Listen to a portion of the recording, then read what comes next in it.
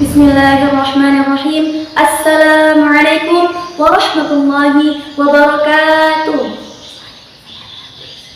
Alhamdulillahirabbil alamin. Wassalatu wassalamu ala asyrafil anbiya'i wal mursalin wa ala alihi wa sahbihi ajma'in. Amma ba'du. Pertama, marilah kita panjatkan puja dan puji syukur kita atas kehadirat Allah Subhanahu wa taala, zat yang maha kufur, zat yang maha syukur, yang nikmatnya takkan pernah terukur. Mulai dari nikmat iman, nikmat Islam hingga nikmat sehat wal afiat. Kedua, salawat serta salam marilah kita limpah curahkan kepada Habib tertinggi anti korupsi, baginda termulia anti durhaka, wal leader of leader, yakni Habibana wa syafi'ina wa karimana wa maulana Muhammad sallallahu alaihi wasallam, yang telah membawa kita dari zaman jahiliyah ke zaman Islamiyah yang telah kita rasakan seperti sekarang ini. Hadirin insyaallah yang insyaallah dimuliakan oleh Allah Subhanahu wa taala. Alhamdulillah, Allah Subhanahu wa taala lagi-lagi memberikan kita kesempatan yang sangat luar biasa, Masya Allah, yakni kesempatan dapat bisa kembali merasakan nikmatnya bulan suci Ramadan. Semoga kita menjadi orang-orang bertakwa dengan meningkatkan keimanan kita dan ketakwaan kita kepada Allah Subhanahu wa taala terlebih-lebih di bulan suci Ramadan ini. Sebab Allah Subhanahu wa taala mewajibkan kita orang-orang beriman berpuasa di bulan suci Ramadan karena apa?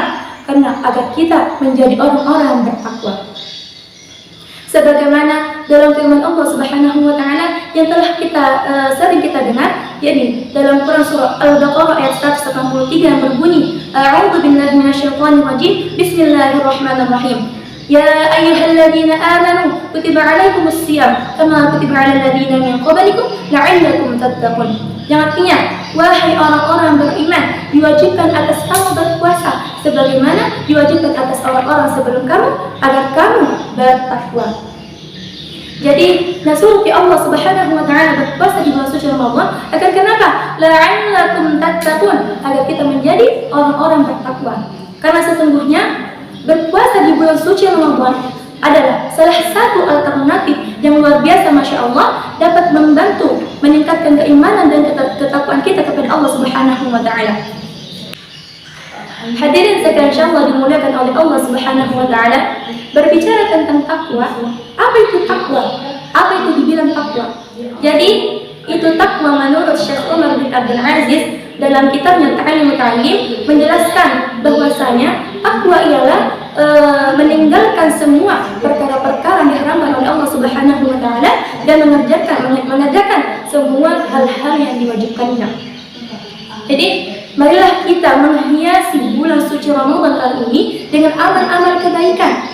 Karena sesungguhnya takwa tidaklah cukup dengan hanya berpuasa. Umar bin Abdul Aziz rahimahullah, qala Rasulullah sallallahu alaihi wasallam, laisa taqwallahi bi siyamin nahari wala bi qiyamil laili wal takhlidi fima baina dzalik, walakin taqwallahi tarku ma haramallahi wa ada'u ma faradallahi faman ruziqa ba'da khairan bahwa khairan ila khairan. Yang artinya, takwa bukanlah berpuasa di siang hari ataupun mengerjakan sholat di malam hari dan ataupun melakukan kedua-duanya, tetapi takwa itu adalah meninggalkan yang Allah Subhanahu wa taala haramkan dan mengerjakan semua yang Allah Subhanahu wa taala wajibkan. Siapa setelah itu dianugerahkan kebaikan, maka itu adalah kebaikan pada kebaikan. Hadirin sekalian, Masya Allah dimuliakan oleh Allah Subhanahu wa taala. Setiap makhluk di muka bumi ini dianggap sama rata di mata Allah Subhanahu wa taala. Yang membedakan hanyalah keimanan dan ketakwaannya saja. Jadi, marilah kita raih cinta dan sayangnya Allah Subhanahu wa taala dengan apa? Dengan meningkatkan keimanan dan ketakwaan kita kepada Allah Subhanahu wa taala, terlebih-lebih di bulan suci Ramadan ini. Karena takwa merupakan salah satu perkara yang baik memasukkan seseorang masuk ke dalam surga. Dari Abu Hurairah radhiyallahu anhu, su'ila Rasulullah sallallahu alaihi wasallam, ditanya Rasulullah sallallahu alaihi wasallam, "An aktsari ma yudkhilun nas al-jannah?" Mengenai perkara yang banyak memasukkan seseorang masuk ke dalam surga. Faqala, maka Rasulullah sallallahu alaihi wasallam menjawab, taqwallahi wa husnul khuluqi. Maka Rasulullah sallallahu alaihi wasallam menjawab, takwa kepada Allah dan berakhlak yang baik. Wasuila an aktsari ma yadkhulun nasi finnar. Kemudian Rasulullah sallallahu alaihi wasallam ditanya pula mengenai perkara-perkara yang banyak memasukkan seseorang masuk ke dalam neraka. Faqala, maka Rasulullah sallallahu alaihi wasallam menjawab, al-famu wal farju. Mulut dan kemaluan. Hadis yang sekarang insyaallah dimulakan oleh Allah Subhanahu wa taala. Jadi hati-hati dengan mulut tak.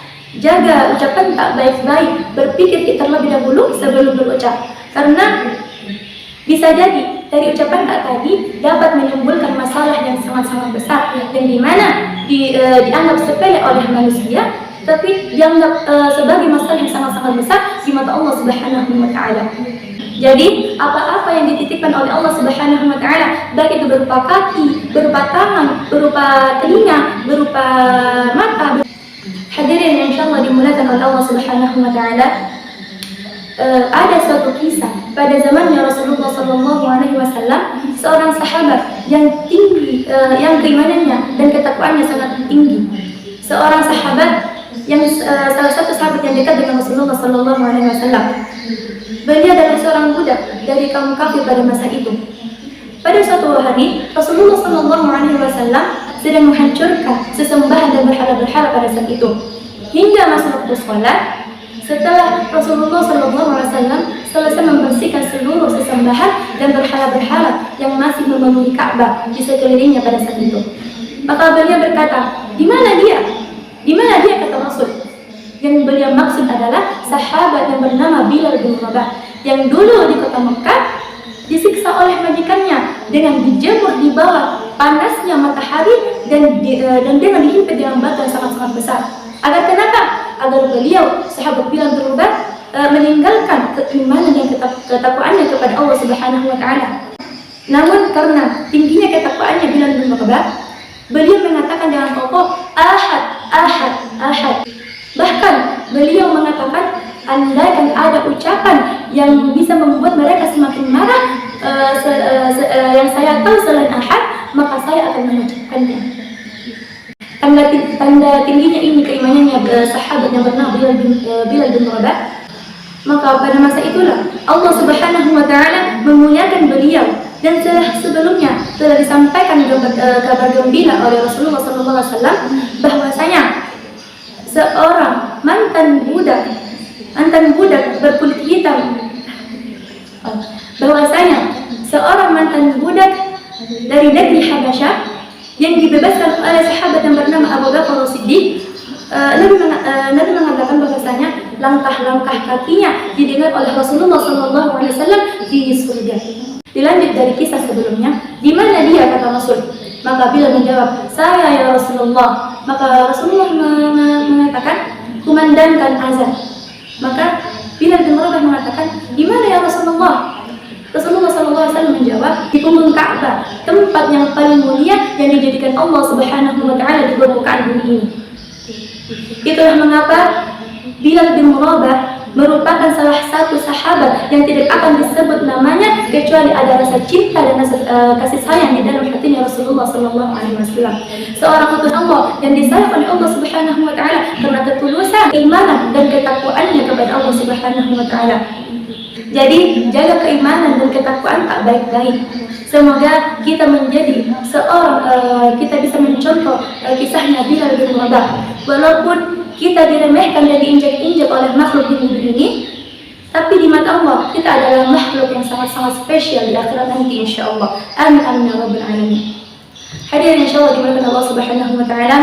Mungkin sekian yang bisa saya sampaikan, kurang dan lebihnya mohon dimaafkan, dan semoga bisa bermanfaat bagi kita semua dan diri pribadi saya sendiri. Akhirul kalam, Allahumma afiq ila aqwamit thariq. Assalamualaikum warahmatullahi taala wabarakatuh.